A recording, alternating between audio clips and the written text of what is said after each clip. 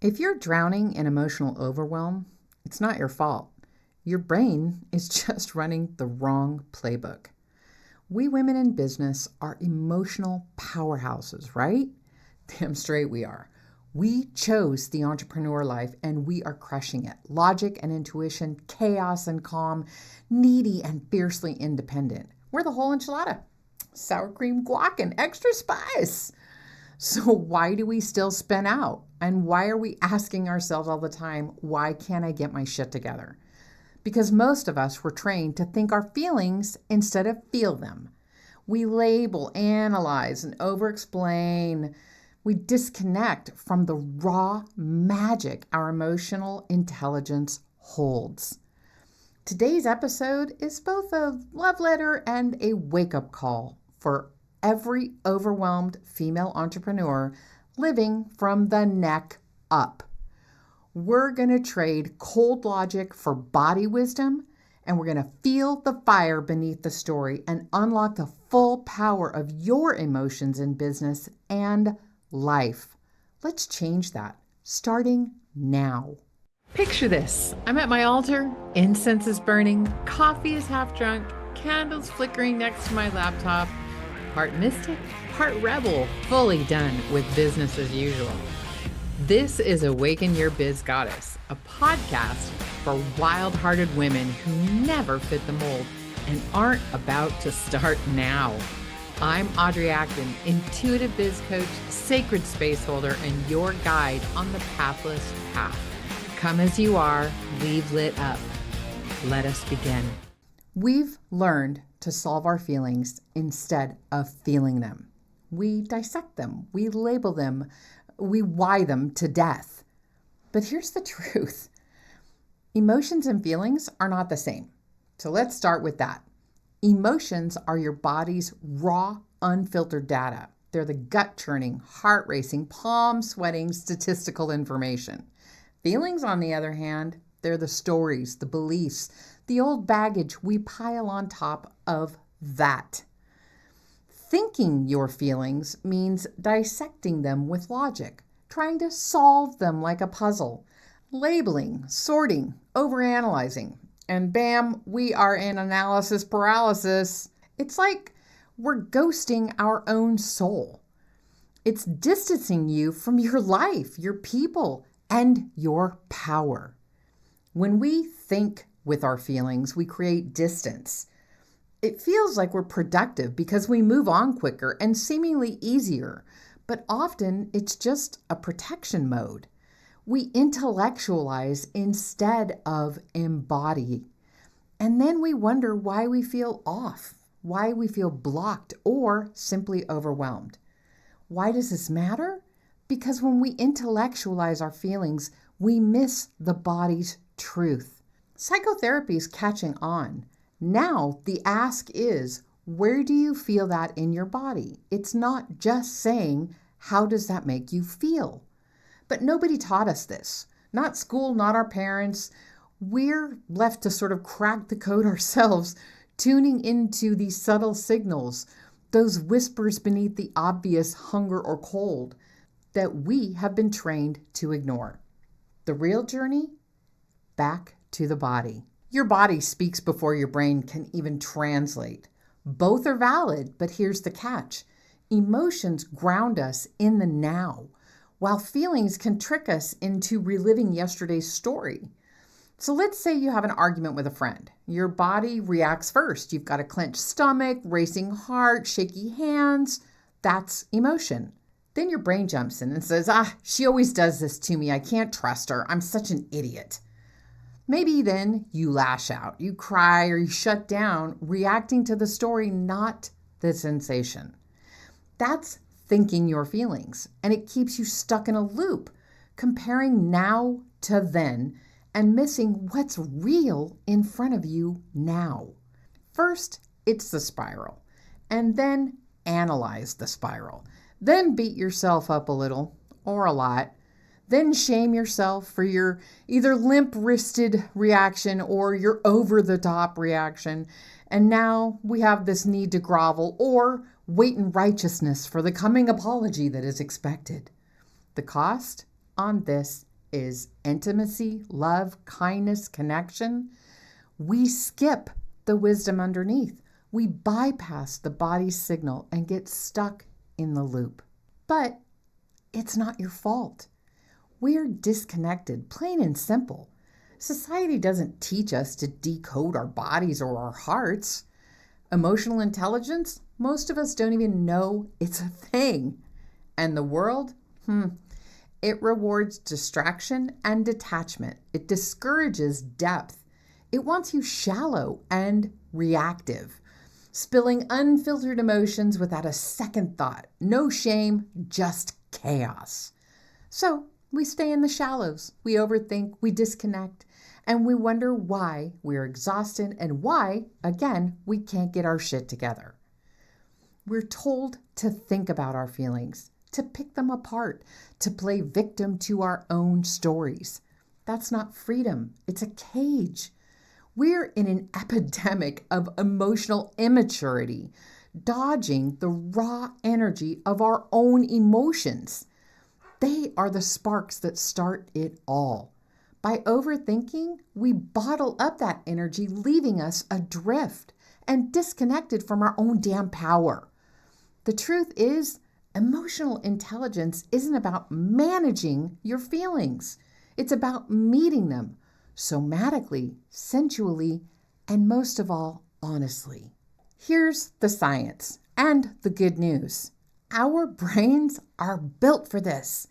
Women's emotional centers are massive, 10 times bigger than where they started out, thanks to estrogen's magic in utero and puberty.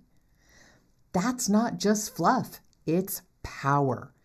Our brains tie every memory, every moment to emotions and feelings, filing like some cosmic library in your head.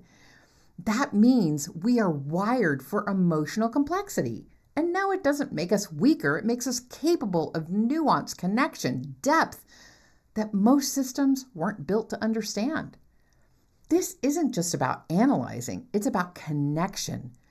Our brains let us listen to our bodies, grow smarter through our emotions, and own our real experiences. But it's on us to tap into that gift, to stop overthinking and start feeling the raw data our bodies send. That's where the magic happens. Your brain remembers everything through feeling. It categorizes, it stores, and recalls events based on emotional resonance. That's not a bug, it's a superpower, but only if we stop bypassing it. You can't logic your way into embodiment, but you can practice. Here's how. Pause for a moment. Feel a reaction rise? Don't go straight to the story. Scan your body. Where is the sensation?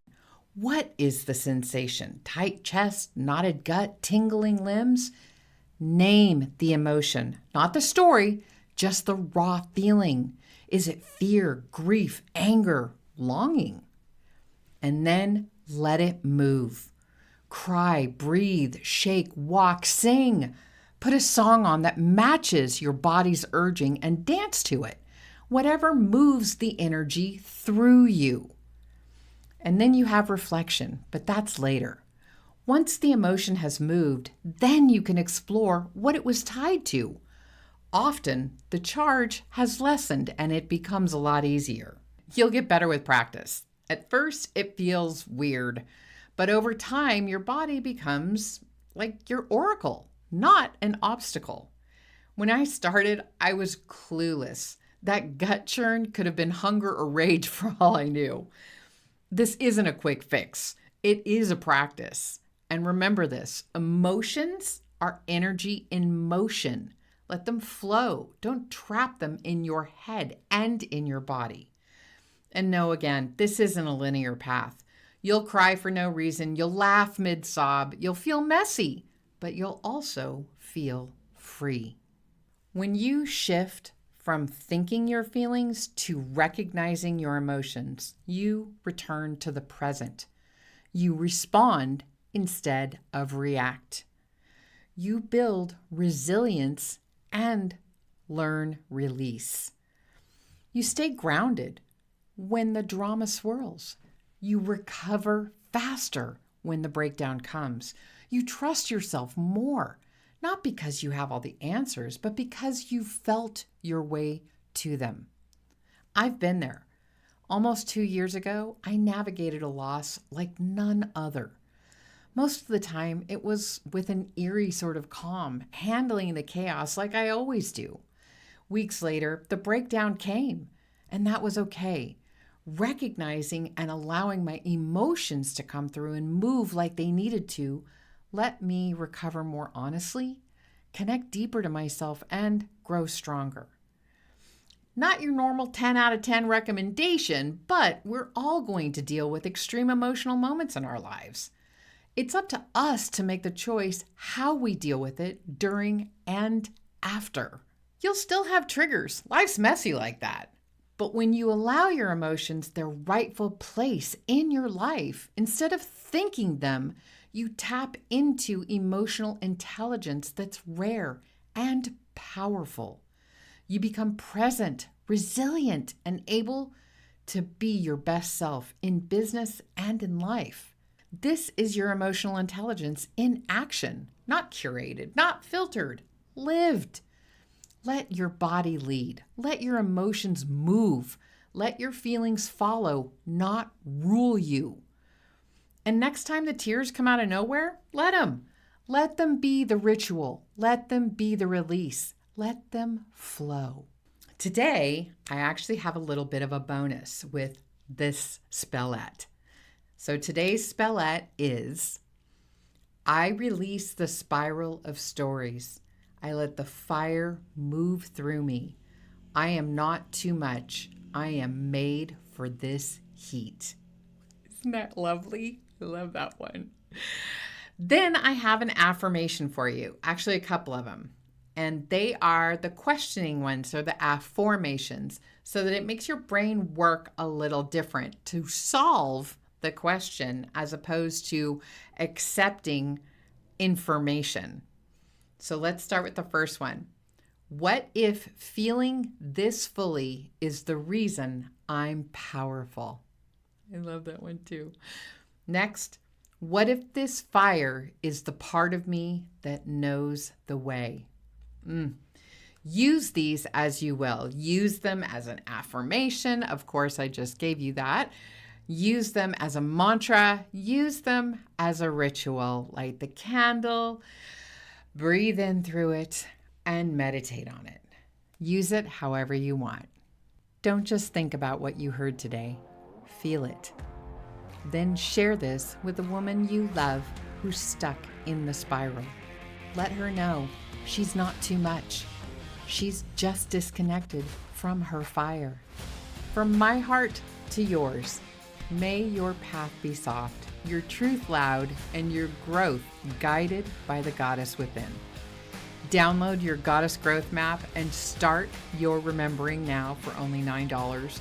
Or join Whispers from the Wild Mystery, my sort of weekly drop in your email box that features rituals, spellettes, and anything else my crazy brain comes up with to begin your journey home. Thanks for joining me today, and be sure to hit that subscribe button.